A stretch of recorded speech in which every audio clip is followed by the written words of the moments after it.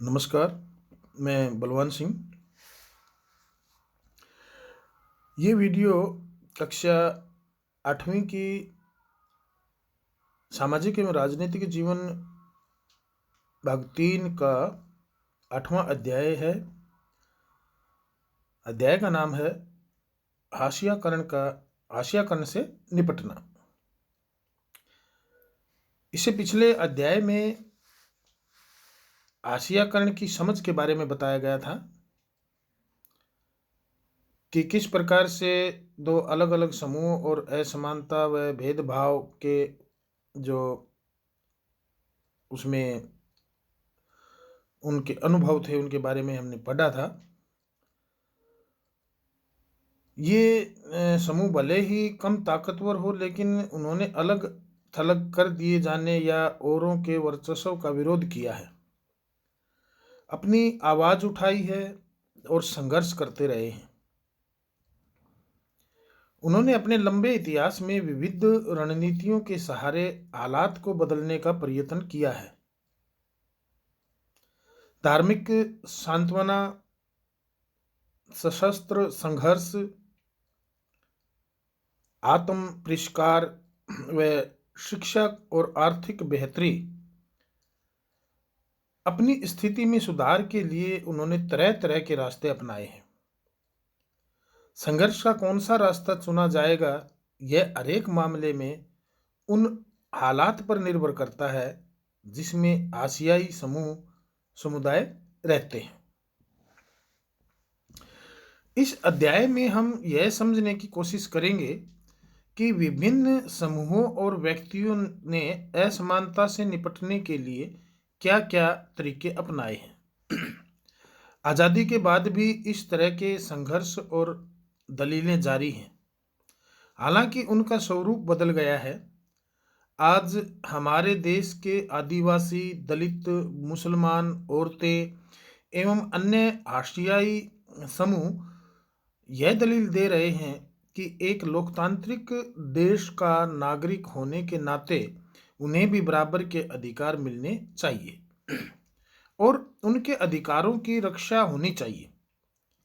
उनमें से बहुत सारे लोगों ने अपनी चिंताओं को दूर करने के लिए संविधान का सहारा भी लिया है। इस अध्याय में हम देखेंगे कि आशियाई समूह अपने संघर्षों के दौरान संविधान का सहारा किस तरह लेते हैं।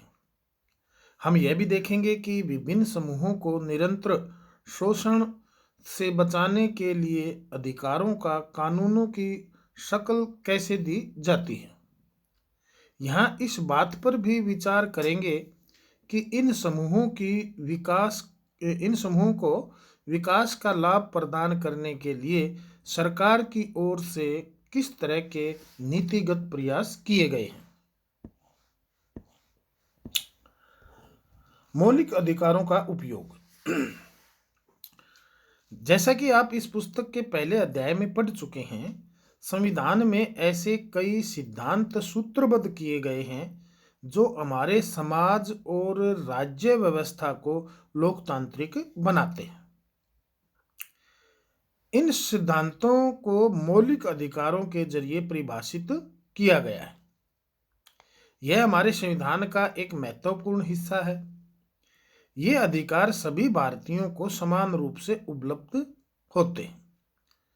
जहां तक हाशियाई तबकों की बात है, उन्होंने इन अधिकारों को दो तरह से इस्तेमाल किया है। पहला, अपने मौलिक अधिकारों पर जोर देकर उन्होंने सरकार को अपने साथ हुए अन्याय पर ध्यान देने के लिए मजबूर किया है, और दूसरा, उन्होंने इस बात के लिए दबाव डाला है कि सरकार इन कानूनों को लागू करे। कई बार हाशियाई तबकों के संघर्ष की वजह से ही सरकार को मौलिक अधिकारों की भावना के अनुरूप नए कानून बनाने पड़े हैं। संविधान के अनुच्छेद 17 के अनुसार अस्पृश्यता या छुआछूत का उन्मूलन किया जा चुका है, यानी उन्मूलन, उसको जड़ से उखाड़ दिया जा चुका है या उसको खत्म कर दिया जा चुका है। इसका मतलब यह है कि अब कोई भी व्यक्ति दलितों को पढ़ने, मंदिरों में जाने और सार्वजनिक सुविधाओं का इस्तेमाल करने से नहीं रोक सकता। इसका मतलब यह भी है कि छुआछूत गलत है और लोकतांत्रिक सरकार इस तरह के आचरण को बर्दाश्त नहीं करेगी। लिहाजा अब अस्पृश्यता एक दंडनीय अपराध है। संविधान में ऐसे दूसरे भी अनुच्छेद हैं जो अस्पृश्यता के खिलाफ हैं। उदाहरण के लिए अनुच्छेद 15 जो संविधान में दिया गया है, उसमें कहा गया है कि भारत के किसी भी नागरिक के साथ धर्म, नस्ल, जाति, लिंग या जन्म स्थान के आधार पर भेदभाव नहीं किया जाएगा। समानता के अधिकार का हनन होने पर दलित इस प्रावधान का सहारा लेते हैं। दलित मतलब दबा कुचला, जिसका शोषण हुआ हो, जिसको दबाया गया हो, जिसको सुविधाओं से वंचित रखा गया हो। दलित समूह ने यह शब्द जाति व्यवस्था के तहत अपने साथ सदियों से होते आ रहे भेदभाव को रेखांकित करने के लिए खुद चुना है। इस तरह यदि दलितों को लगता है कि कोई व्यक्ति या समुदाय या सरकार उनके साथ सही बर्ताव नहीं कर रही है, तो वे मौलिक अधिकारों का सहारा ले सकते हैं। उन्होंने बार बार भारत सरकार का ध्यान संविधान की ओर आकर्षित भी करवाया है और इस बात पर भी जोर दिया है कि सरकार संविधान का पालन करे और उन्हें न्याय प्रदान करे। इसी तरह मुसलमानों तथा अन्य अल्पसंख्यक समुदायों ने भी संविधान में दिए गए मौलिक अधिकारों का सहारा लिया है। उन्होंने धर्म और सांस्कृतिक व शैक्षणिक अधिकारों की स्वतंत्रता के अधिकार पर जोर दिया है। जहाँ तक सांस्कृतिक और शैक्षणिक अधिकारों का प्रश्न है, मुसलमान और पारसी आदि सांस्कृतिक धार्मिक समूहों को अपनी संस्कृति की सुरक्षा का अधिकार मिला हुआ है। इस तरह विभिन्न प्रकार के सांस्कृतिक अधिकारों की व्यवस्था करके संविधान ने ऐसे समूहों को सांस्कृतिक न्याय देने का प्रयास किया है। इसका उद्देश्य यह है कि इन समूहों की संस्कृति पर न तो बहुसंख्यक समुदाय की संस्कृति का वर्चस्व हो और न ही वह नष्ट हो। यहाँ एक कविता दी गई है, कवयित्री सोयराबाई द्वारा लिखी गई है। वह 14वीं शताब्दी के जाने माने भक्त कवि चोखा मेला की पत्नी थी। सोयराबाई महार जाति की थी। उस समय यह जाति अछूत मानी जाती थी। यहाँ पर देखिए कविता कुछ इस प्रकार से की गई है ये कि काया है दूषित, कहता है उनका, कहना है उनका। किनका? जो बहुसंख्यक हैं, जो अपने आप को बड़े मानते हैं। और केवल आत्मा है बेदाग, लेकिन दूषित काया पैदा होती है काया के भीतर ही। है अनुष्ठान वह कौन सा होती है जिससे शुद्ध काया। ऐसा कोई जीव नहीं पैदा हुआ जो न खून सनी कोख से, यही है उस ईश्वर की महिमा। यानी ऐसा कोई भी जीव नहीं है जो खून सनी कोख से पैदा नहीं हुआ हो। इसलिए दूषण है भीतर, दूषित है काया भीतर से, इसमें कोई भ्रम न रखना, मारी चोखा का है यह कहना। इस कविता में सोयराबाई शुद्धता की सोच पर उंगली उठाते हुए दलील दे रही है कि प्रत्येक मनुष्य एक ही ढंग से पैदा होता है। इसलिए ऐसी कोई चीज़ नहीं होती जो एक ही देह को ज़्यादा और दूसरे की देह को कम शुद्ध बना सकती हो। संभवतः वे यह भी कहना चाहती है कि जाति व्यवस्था में लोगों को विभिन्न स्थानों, कार्यों, ज्ञान और प्रतिष्ठा से वंचित रखने या लोगों को एक दूसरे से अलग रखने वाला छुआछूत का भाव काम के स्वरूप में से पैदा नहीं होता, बल्कि यह हमारे भीतर से, हमारे अपने विचारों, हमारी अपनी मूल्य मान्यताओं से पैदा होता है। सामाजिक न्याय को प्रोत्साहन। संविधान को लागू करने के लिए राज्य और केंद्र सरकारें जनजातीय आबादी वाले या भारी दलित आबादी वाले इलाकों में विशेष प्रकार की योजनाएं लागू करती हैं। उदाहरण के लिए कई स्थानों पर दलितों और आदिवासियों को सरकार की ओर से मुफ्त या रियायती दरों पर छात्रावास की सुविधा उपलब्ध कराई गई है, ताकि वे शिक्षा संबंधी सुविधाएं हासिल कर सकें जो मुमकिन है कि उनके अपने इलाके में उपलब्ध ना हो। कुछ जरूरी सुविधाएं मुहैया कराने के अलावा सरकार कानूनों का भी इस्तेमाल करती है ताकि व्यवस्था में निहित असमानता को खत्म करने के लिए ठोस कदम उठाए जा सके। आरक्षण की जो व्यवस्था है वो इसी तरह की एक महत्वपूर्ण कानून है, नीति है। यह महत्वपूर्ण होने के साथ बेहद विवादास्पद भी है, इस पर काफी विवाद है। शिक्षा संस्थानों और सरकारी नौकरियों में दलितों व आदिवासियों के लिए सीटों के आरक्षण का कानून एक महत्वपूर्ण तर्क पर आधारित है। इसके पीछे समझ यह है कि हमारे जैसे समाज में जहां कुछ तबकों को सदियों तक पढ़ने लिखने और नई निपुणताएं हासिल करने के अवसरों से वंचित रखा गया है, वहां लोकतांत्रिक सरकार को इन तबकों की सहायता के लिए ठोस कदम उठाने चाहिए। आरक्षण की नीति किस तरह काम करती है? देश भर की सभी राज्य सरकारों के पास अनुसूचित जातियों, अनुसूचित जनजातियों और पिछड़ी व अति पिछड़ी जातियों की अपनी अपनी सूचियां हैं।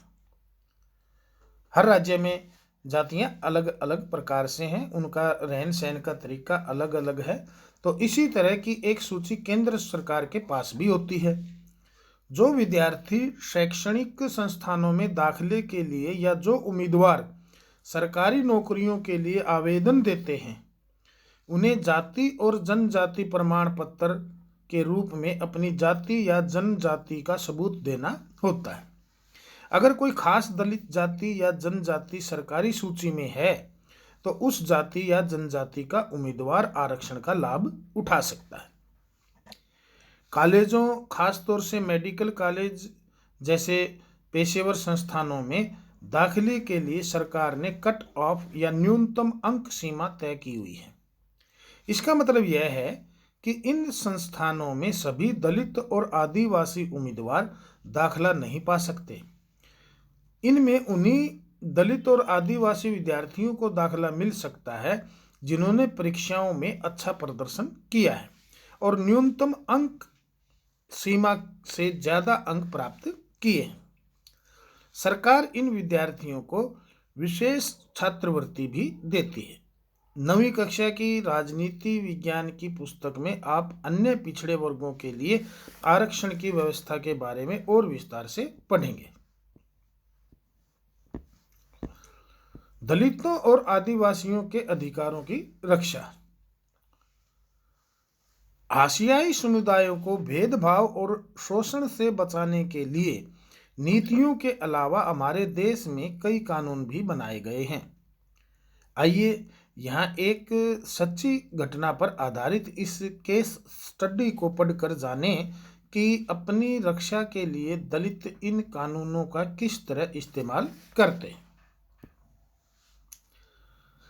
जकमालपुर गांव के लोग एक बड़े त्योहार की तैयारी में जुटे हैं। यहाँ हर 5 साल में एक बार स्थानीय देवता की पूजा की जाती है। 5 दिन चलने वाले इस उत्सव में आसपास के 20 गांव के पुजारी इकट्ठा होते हैं।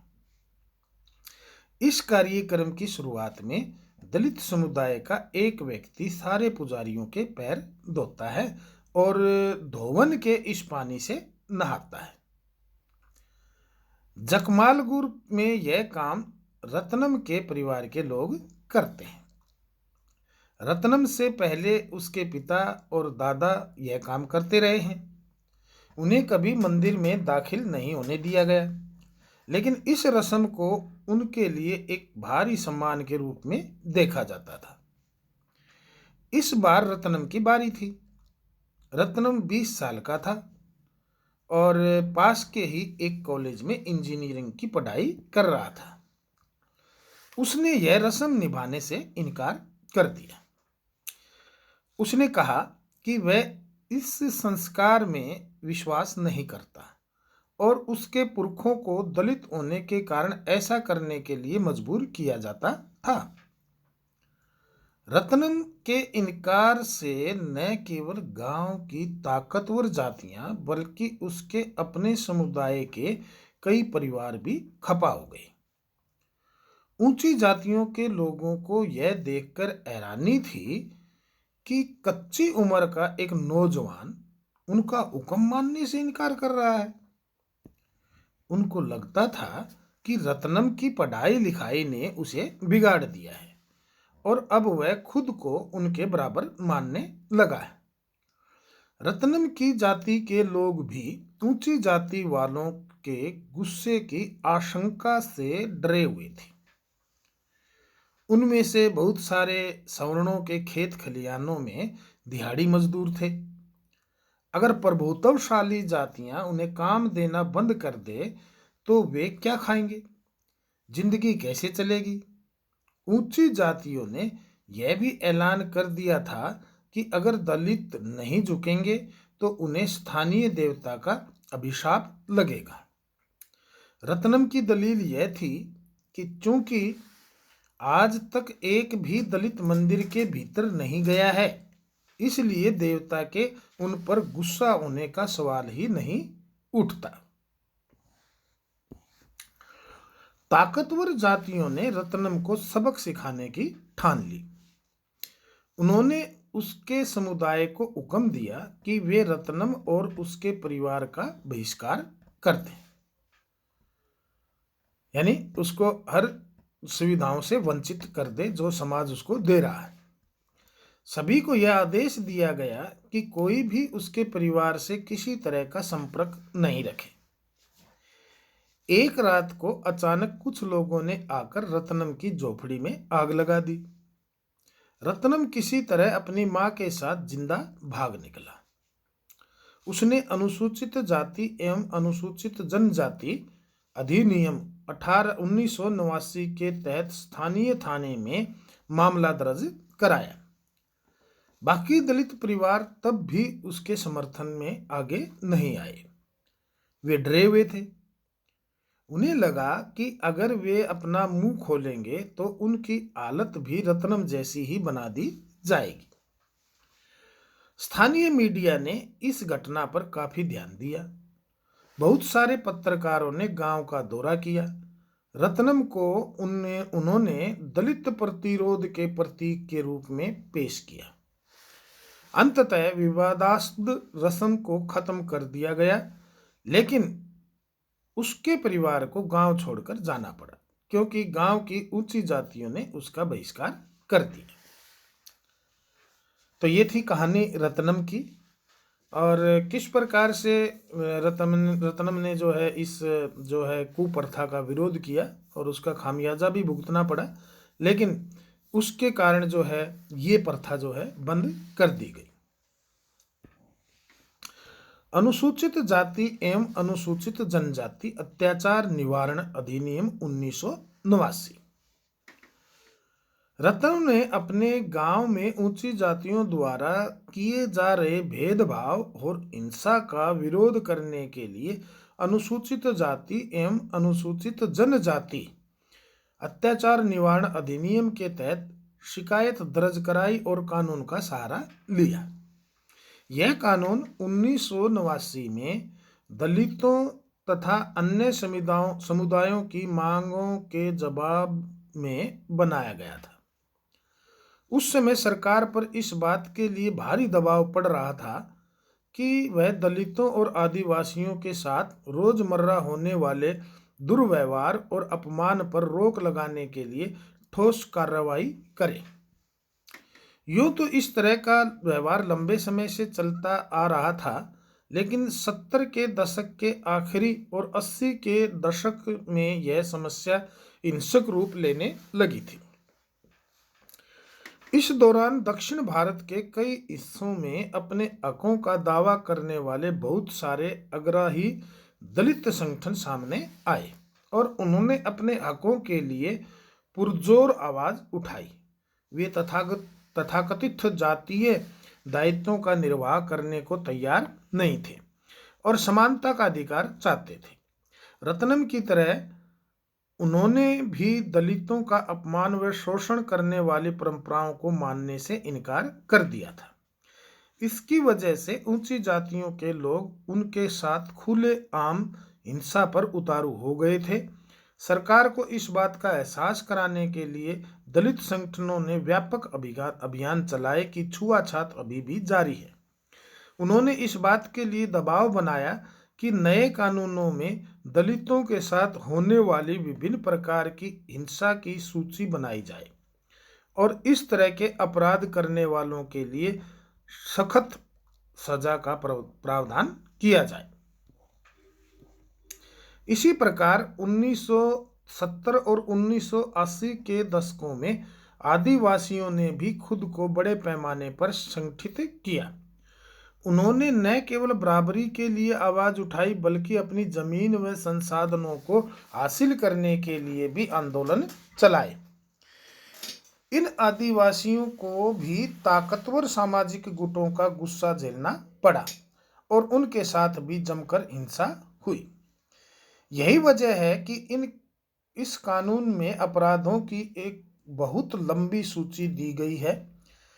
इसमें से कई अपराध तो इतने भयानक हैं कि उनके बारे में सोचकर ही दिल दहल जाता है। इस कानून में न केवल भयानक अपराधों का उल्लेख किया गया है बल्कि यह कानून इस बात की ओर इशारा भी करता है कि साधारण इंसान भी कितने जघन्य कृत्य कर सकते हैं। इस प्रकार इस तरह के कानून हमारे सोचने और काम करने के तरीकों को प्रभावित करते हैं और दोषियों को सजा भी देते हैं। इस कानून में कई स्तर के अपराधों के बीच फर्क किया गया है। पहला, इसमें शारीरिक रूप से खौफनाक और नैतिक रूप से निंदनीय अपराध के स्वरूपों की सूची दी गई है। इसका मकसद ऐसे लोगों को सजा दिलाना है जो नंबर 1, अनुसूचित जाति या अनुसूचित जनजाति के किसी व्यक्ति को कोई अखाद्य या गंदा पदार्थ पीने या खाने के लिए विवश करते हैं, मजबूर करते हैं।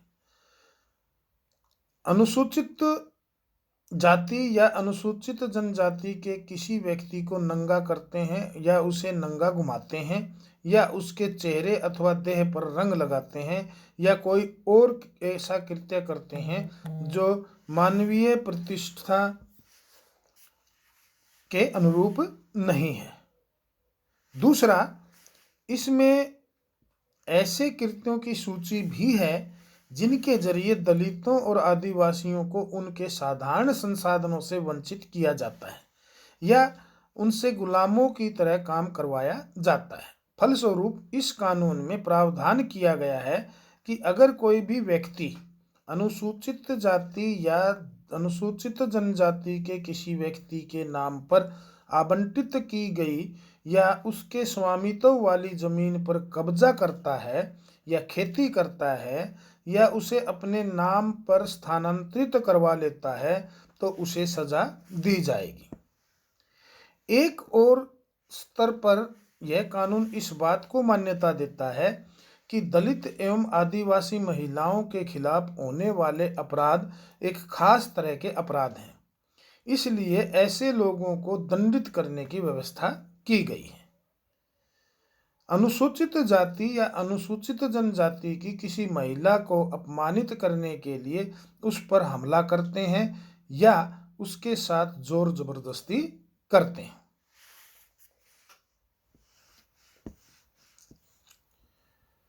यहाँ पर ये कॉलम दिया हुआ है, हाथ से मैला उठाने का कलंक। बहुत सारे लोग झाड़ू, टिन और टोकरियों के सहारे पशुओं, इंसानों के मलमूत्र को ठिकाने लगाते हैं। वे बिना पानी वाले सूखे शौचालयों से गंदगी उठाकर दूर के स्थानों पर फेंक कर आते हैं।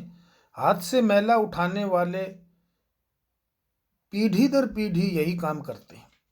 यह काम आमतौर पर दलित औरतों और लड़कियों से करवाया जाता था।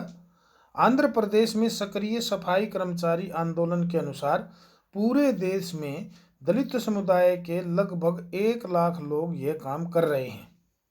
सिर पर मैला ढोने वालों के बीच काम करने वाले इस संगठन का कहना है कि ये लोग 26 लाख निजी और सामुदायिक सूखे शौचालयों की सफाई करते हैं। सिर पर मैला ढोने वाले बेहद अमानवीय स्थितियों में काम करते हैं। इस काम के कारण उनके स्वास्थ्य को गंभीर खतरा बना रहता है। वे लगातार ऐसे संक्रमण के खतरे में रहते हैं जिससे उनकी आँखों, त्वचा, श्वसन तंत्र और पाचन तंत्र पर असर पड़ सकता है। इस काम के लिए उन्हें बहुत मामूली वेतन मिलता है। नगर पालिकाओं में काम करने वालों की रोजाना ₹200 मिलते हैं, जबकि निजी घरों में काम करने वालों को इससे भी कम पैसा मिलता है।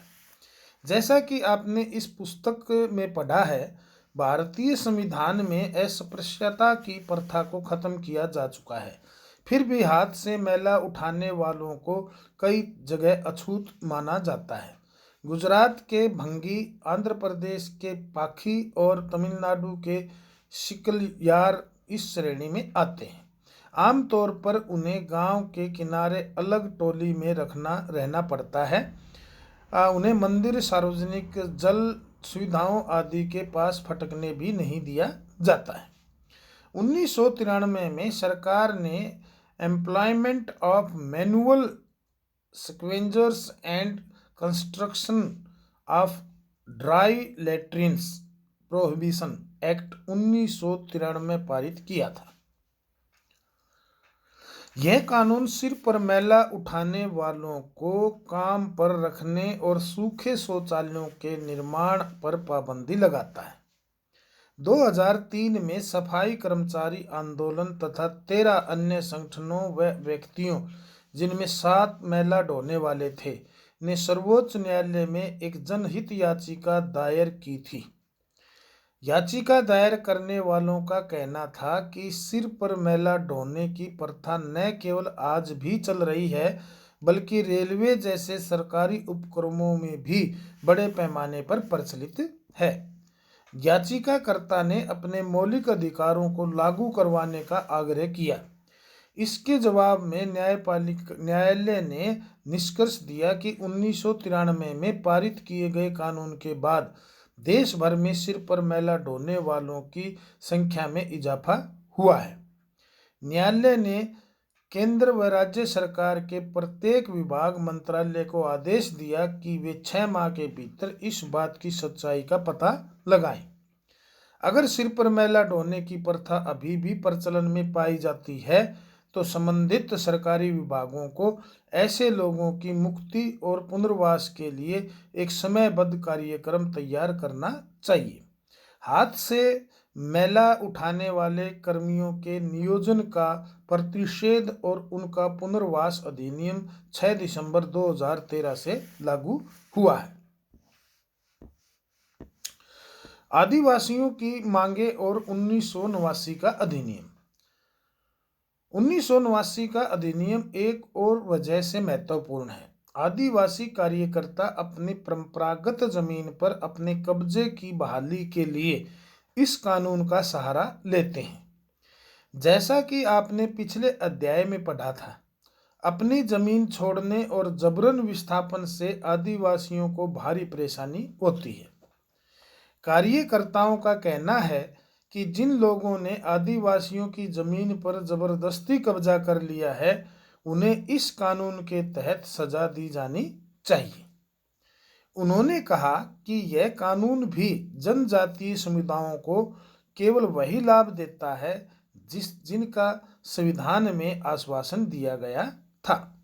उनका कहना है कि संवैधानिक रूप से आदिवासियों की जमीन को किसी गैर आदिवासी व्यक्ति को नहीं बेचा जा सकता। ऐसा अगर हुआ, जहाँ भी ऐसा हुआ है, वहाँ संविधान की गरिमा बनाए रखने के लिए उन्हें उनकी जमीन वापस मिलनी चाहिए। आदिवासी कार्यकर्ता सी के जानू का आरोप है कि आदिवासियों के संवैधानिक कानूनों का उल्लंघन करने वालों में विभिन्न प्रदेशों की सरकारें भी पीछे नहीं हैं। यही सरकारें हैं जो लकड़ी व्यापारी, पेपर मिल आदि के नाम पर गैर आदिवासी घुसपैठियों को जनजातीय जमीनों का दोहन करने और आदिवासियों को उनके परंपरागत जंगलों से उखाड़ने की छूट देती है।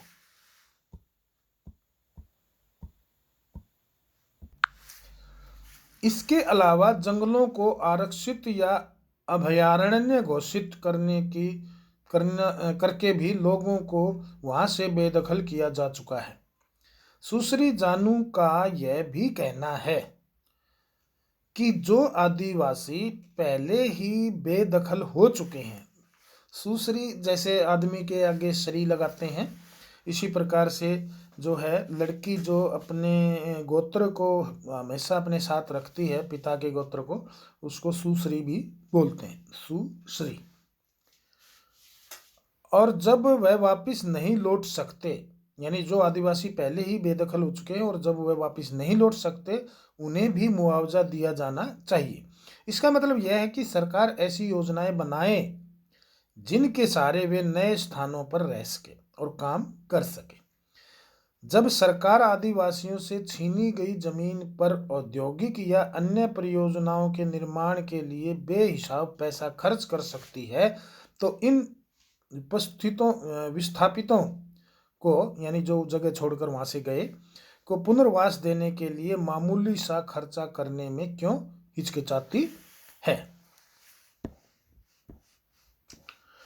निष्कर्ष: किसी अधिकार या कानून या नीति को कागज पर लिख देने या यह मतलब नहीं होता कि वह अधिकार या कानून या नीति वास्तव में लागू हो चुका है। इन प्रावधानों को अमली जामा पहनाने के लिए लोगों को लगातार कोशिशें करनी पड़ती हैं। बराबरी, इज्जत और सम्मान की चाह कोई नई बात नहीं है। यह बात हमारे पूरे इतिहास में विभिन्न रूपों में दिखाई देती है। इसी प्रकार लोकतांत्रिक समाज में भी संघर्ष, लेखन, सौदेबाजी और सांगठनिकता की प्रक्रियाएं जारी रहनी चाहिए।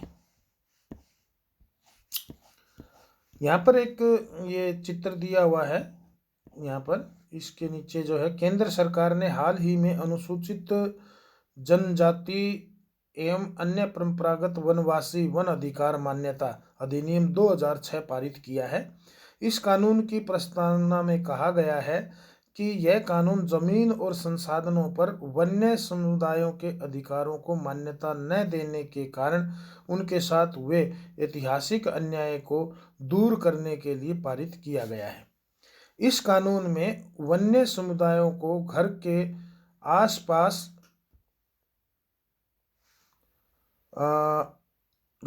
आसपास जमीन, खेती और चराई योग्य जमीन और गैर लकड़ी वन उत्पादों पर उनके अधिकार को मान्यता दी गई है। इस कानून में यह भी कहा गया है कि वन एवं जैव विविधता संरक्षण भी वनवासियों के अधिकारों में आता है। तो इस वीडियो में इतना ही है। ये पाठ जो है पूरा हो चुका है। इसको अच्छी तरह से आप सुने, समझें। धन्यवाद।